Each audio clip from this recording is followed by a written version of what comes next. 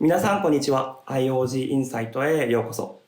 本日は地経学研究所中国グループ長、そして学習院大学教授の江藤直子先生をお招きし、まず岸田総理の訪米期間中、中国はいかなる動きをしていたのかについてお話しいただき、その上で中国が取る一見すると矛盾するかに見える2つの政策的思考について議論したいと思います。聞き手は私、金巻幸太が務めます。どうぞよろしくお願いします。よろしくお願いいたします。よろしくお願いします。金巻さん、今回インサイトでご司会いただくの初めてだと思うんですけれども、ちょっとそのご自宅から入られてるんですよね。そのアイテム何でしょうかって伺ってもいいですか？これは僕のラッキーアイテムです。今私の書斎にいるんですが、いつもこうしたものと一緒に勉強しております。はい、国際情勢なかなか厳しい状況ですけれども、ラッキーな事案につながっていくように願いたいところですね。ありがとうございます。今年2024年4月8日から14日まで、岸田総理がアメリカを訪問しました。滞在中、バイデン大統領と会談したほか、12日にはバイデン、マルコス、岸田の、アメリカ、フィリピン、日本の3カ国首脳会談も開催されました。こうした会談の主要なテーマはまさしくチャイナ、中国だったわけです。例えば3カ国会談では、海洋安全保障協力、具体的には南シナ海や東シナ海における、海上法執行機関の、協力であったりパトロールであったり、そうした取り決めがなされました。こうした取り決めの照準はまさしく中国だったわけです。しかし核も重要なキーワードである中国がこの期間いかなる動きをしていたのか、この点についてはあまり光が当てられていないように思います。例えばロシアのラブロフ外相が北京を訪問、また台湾の馬英九も中国を訪問しています。そして中国からは政治局常務委員の張楽斎なる人物が北朝鮮を訪問しました。こうした事実を踏まえ、江藤先生には当該期間中の中国の動向についてご説明いただき、またその意味についてもご説明いただきたいと思います。先生、よろしくお願いします。はい、ありがとうございます。まずですね、この三者会談、首脳会談に対して中国側はですね、批判をもうすでに公式にも出しておりますので、やはりこれ中国からしてみると気になる動きであったと。で、それに対して当然ながら中国側も手をこまねいて何もしないというわけではなくて、外交上のシグナリングとして今ご指摘になったロシア、台湾、そして北朝鮮との関係というのを打ち出してきていたわけですね。で、これこの3者とも非常に興味深い動きを見せておりまして、順番に9日にロシアのラブロフ外相は習近平氏と王毅氏両方と会談をしております。で、10日ですね、日米首脳会談になった10日に当たったのが馬英九前総統だったわけです。で、この10日になりましたけれども、当初は8日の予定であると報じられておりましたのを中国側の希望によって10日に変えたと考えられておりますので、これはやはり日程を合わせてきた。そしてその翌日の11日、例えば人民日報の一面トップ記事には馬英九氏との会談が上がっております。この意味において国内の宣伝材料として馬英九氏との対話というのが中国においては意味があったということではあると思います。そして最後に北朝鮮との関係性というところで張楽斎氏が北朝鮮を訪問したわけですね。で、張楽斎氏、これ全人代常務委員長という立場で言っていますので、立法機関同士の関係の構築ということを言っております。この3者比べますと、ロシアと北朝鮮に対しては両者との関係の緊密化を図るという方向性が明らかになっています。特にこれからこの1年かけて注目を集めていくと思われるのが中国とロシアの関係性で、首脳会談も年内に2回やる予定であるというふうにここで発表されましたので、これからますますですね、中ロの蜜月というものの意味を考えなければいけないフェーズに入っていくと思います。これに対して北朝鮮との関係性においては、今実は国境周辺の地域では北朝鮮の方々、出稼ぎで来ている人たちが帰れないですとか、あるいは賃金の不払い、滞りが起きているといったような問題も伝わっておりますので、少しギクシャクしている部分が現場ではあるんですね。ただ政治面においては今回発表の中でも戦略的高みと長期の視点からこの関係を重視するという文言がありましたように、国際情勢に鑑みて二国間だけではなくて、国際情勢の中において北朝鮮が大事であるっていう中国側の姿勢も示されています。ですので、このやはり、中国を取り囲む形でのアメリカ、日本を軸とした、それからフィリピン、韓国、オーストラリア、この辺の国々との連携が強まる中で、中国側も自らの枠組み作りに動いている。で、この中で特徴的だったのが台湾の位置づけということになります。で、今回訪中した馬英九氏は、前総統ではありますけれども、今国民党とは方針が違うというふうにたもと分かっているところがありますので、必ずしもこれは台湾の国民党の代表をする動きではないということを前提として、ただ台湾メディアもですね、少しなんて言うんでしょうね、これを少し面白おかしくと言ったらいいかもしれませんね、報じている部分がありまして、馬英九氏が歴史的な歴史的遺物の訪問をする中で何回か涙を流していると。馬英九何回泣くんだろうっていうような部分が取り上げられたりですね、真っ向からこのことを批判するとか重視するといったことではなくてですね、どちらかというと馬英九氏個人のスタンドプレーのような位置づけで、台湾の中では取り扱われていたと思います。で、他方中国側、習近平氏の発言の中で特徴的であったのは、馬英九氏が歴史を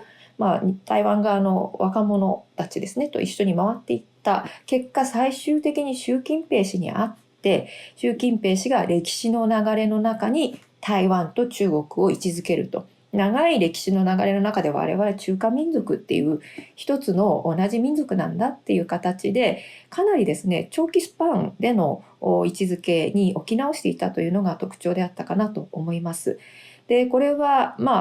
非常に目新しいというわけではないんですけれども、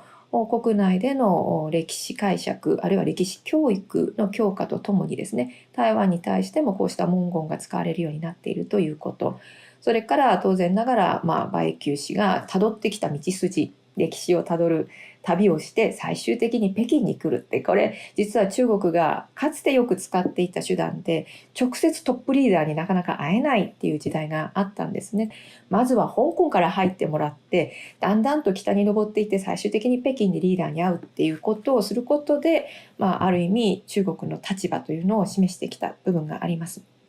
ですので、こうした懐かしい手法がここでも用いられていたということ、それから歴史に言及していたということ、そして習近平氏本人のメッセージが出されているということ、この辺が台湾に対して、あるいは国際社会に対しての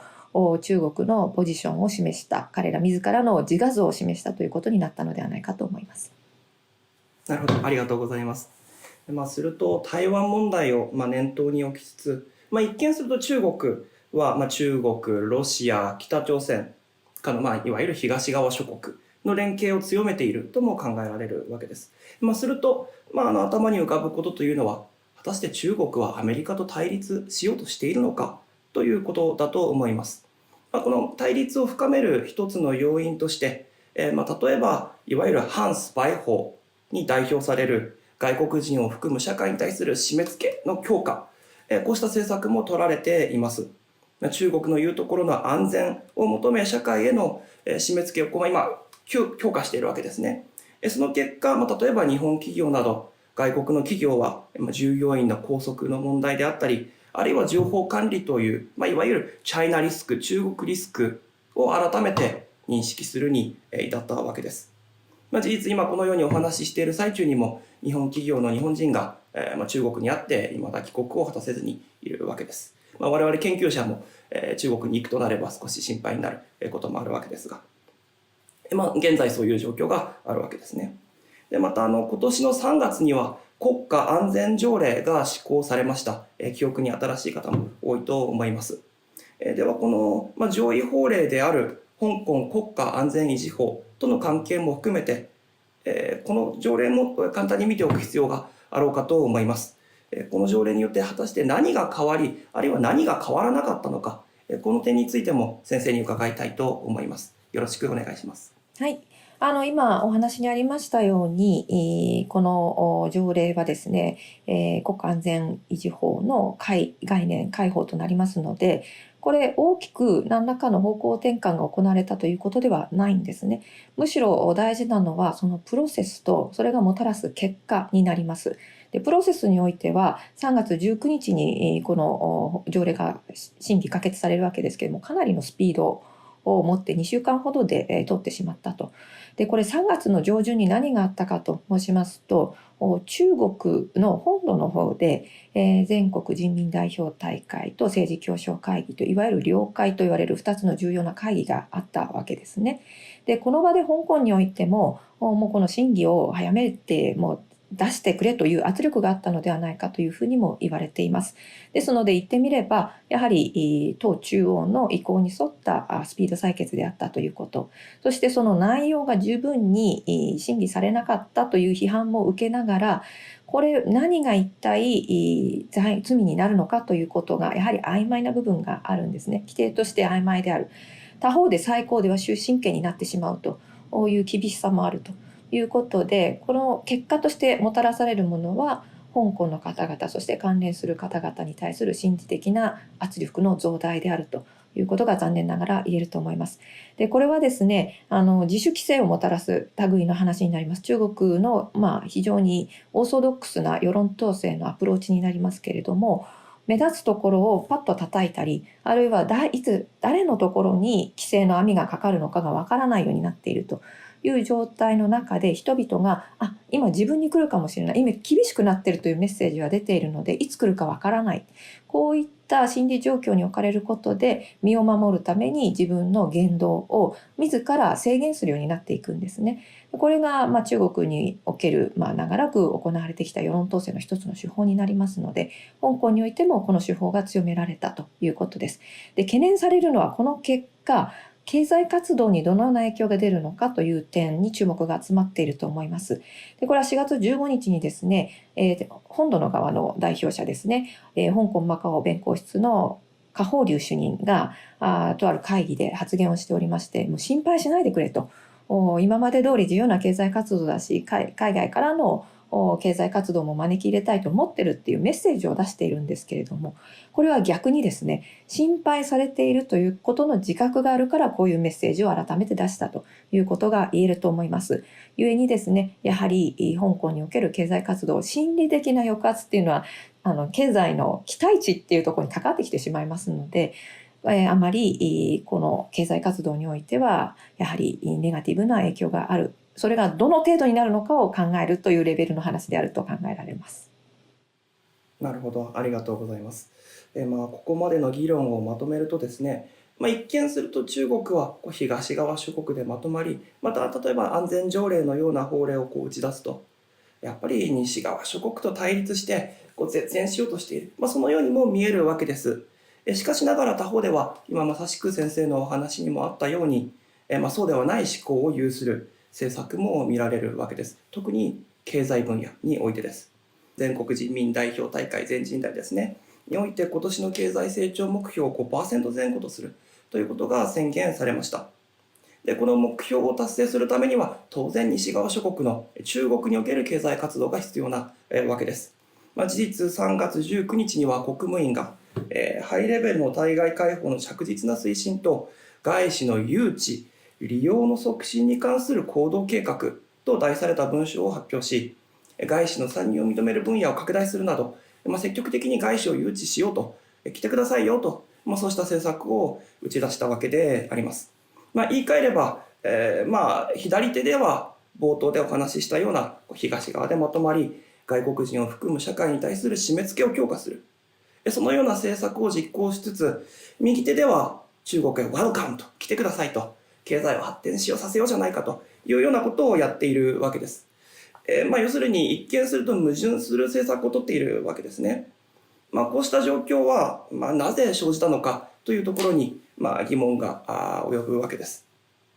一般にこうした矛盾した思考を持つ政策が同時並行して実行される場合、その原因は政策過程に関わる部門間、例えば経済部門と公安部門などでしょうか。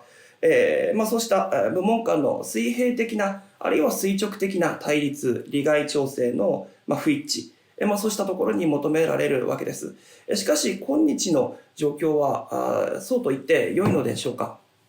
そもそもこの経済発展と、中国の言うところの安全ですね、これはトレードオフの関係にあるのでしょうか。我々はトレードオフと思い込みがちなわけです。そこが落とし穴なのではないかなと私は考えます。中国においては両者が不可分一致の形で存在するという、そうした信念が存在してもおかしくないのではないかと思います。ここで一つの例え話を挙げたいのですが、畑で農作物を作ると野菜を作るとなった時に豊作を期するのであるならば、高度、耕す畑の土の中ですね、中に瓦礫であったりとか木の根っこがいっぱいある状況では良くないわけです。そうした不純物や障害物を取り除いてこそ豊作を期することができるわけです。これ経済も同じなのではないかと。中国社会の中にある、中国が見るところの障害物、そうしたものを取り除いて、それで初めて経済発展を望むことができる。もし中国がそのように考えているのであるならば、我々の目から見れば一見すると矛盾するかに見える2つの思考を持った政策が一致しているというようなことも言えるのではないか。私はそのように考えているのですが、この点について先生いかがお考えでしょうか。はい、ありがとうございます。ですね、これ、80年代から中国側が抱えているジレンマと言っていいと思いますね。改革開放以降、経済の自由化を進めて、海外からの、資金も技術も人々も様々なものを受け入れれば受け入れるほど、海外からの考え方が入ってくると。その中で、最大のものとしてやはり天安門事件がありますように、民主化の動きであるとか、あるいは個人の権利を求める動きであるとかといったものが高まる。その部分ということに、その部分に中国共産党は警戒心を持っていて、経済発展は必要だけれども、共産党に立てつくような動きが起きる政治的な動きは排除したいということを目指す。その結果、今のような経済をもうどんどん来てください。でも来るんだったら中国のルールに従ってくださいという形で押さえつけるっていうことをやっているわけですね。で、これはですね、実は金巻さんが今おっしゃった点でちょっと私は違うかなと思うのは、不純物の排除ではないんですね。中国はこれをバランスを取りながら今までやってきました。経済で活性化すればするほど、様々な人々の動き、政治的な意識の高まりも含めた動きが起こる。世論の多元化が進む。多元化が進むと、それをぐっと引き締める。引き締めると経験則としても中国は知ってますけれども、経済が減速するんですね。減速したら元も子もないと。誰も共産党を支持してくれなくなるということで、もう一度この減速しすぎないように介護するということをやる。この州と法という言い方をしますけれども、州と法の波があったのがこれまでの中国共産党の統治メカニズムでした。それに対して習近平政権はこの法を放つ部分がないんですね。州を収める部分ばかりを強調してしまっていると。先ほど来の話のあるように、経済来てくれ来てくれと言いながらも外資は実際のところ逃げ出しているっていうのが数字の上でも出ているわけですね。あるいは活性化って言いながらも消費が未だに喚起されないということが起きているわけですね。ですので不純物を取り除いているように見えて、実は経済の活力となる非常に大事な要素というのを押しつぶしてしまっている。これが実態です。これ経済学的にもあるいは経済の実態を考える上でも全く正しくないんですね。ただ今来てくれ来てくれと改めて言い直しているこの現状をどのように理解するのかといった場合には、やはりその意味において今法をやらなきゃいけないタイミングが来ているという自覚があるんだと思います。ただ同時に習近平政権の思考として非常に不安感が強く、世論を統制しなければいけないという思いが強いので、これはおそらく短期的な動きに収まるというのが今の見方、主流の見方になります。短期的に窓を開いている状態で、しかしいつ閉じるかわからないので、今のうちにきちんと足がかりを作って経済活動を中国国内でできるようにしておこうと、こういうインセンティブが働いているのが海外企業の見方であろうと思います。もう一つ、中長期的にこれを考えた場合には、統一戦線工作の一環であるという考え方があります。中国と味方になってくれるアクターですね。これ政治面においても経済面においても、これを今のうちにどんどん取り込んでおこうと。それは、先のお話にありましたように、アメリカとの対立構図がますます厳しくなっていくと。その中で、国と国同士の味方の取り込みも行っていますが、各国の中のアクターの取り込みもやっておきたいと。その時に一番の中国にとっての魅力になるのはやはり経済力、特に中国マーケット、市場であるということを中国側は明確に理解していますので、これをてこにして、中国と仲が悪くなったら困りますよ、中国との争い、当然ながらこの地域での軍事的な衝突も困りますよっていう働きかけをそれぞれしてくれるようなアクターを取り込んでおこうと。こういう統一戦線工作の動きというのがもう一つあると思います。ですので短期的な経済回復の動き、中長期的な統一戦線工作の動き、この2つが重ね合わさって現時点での経済活性化、外資導入という動きにつながっているのだと思います。なるほど、ありがとうございます。先ほど私が申し上げたその障害物というのはちょっと言葉が足りなかったかもしれないんですが、細かいことまで全てというよりかは、これまで中国がよく主張してきた話ではありますけれども、中国共産党の指導に挑むようなそうした意味における障害物ないし、不純物、中国の目から見た不純物をそこは取り除かなければならないよねと、そういう意味で僕は申し上げたんですが、その点についてはいかがでしょうか。中国はこれまで、例えば僕はチベット政策、共産党のチベット政策について研究している人間なんですけれども、チベットにおいても共産党の指導さえ守ってくれれば別に構わないよねと。例えば社会主義というのは宗教と相性が悪いわけですけれども、またチベット仏教を信仰してもらっても構わないと。だけれどもそこで共産党に盾をつくならば、それを不純物とみなして取り除くということをやってきたと。そうしたことを僕は念頭に置いて少しお話をしたんですけれども、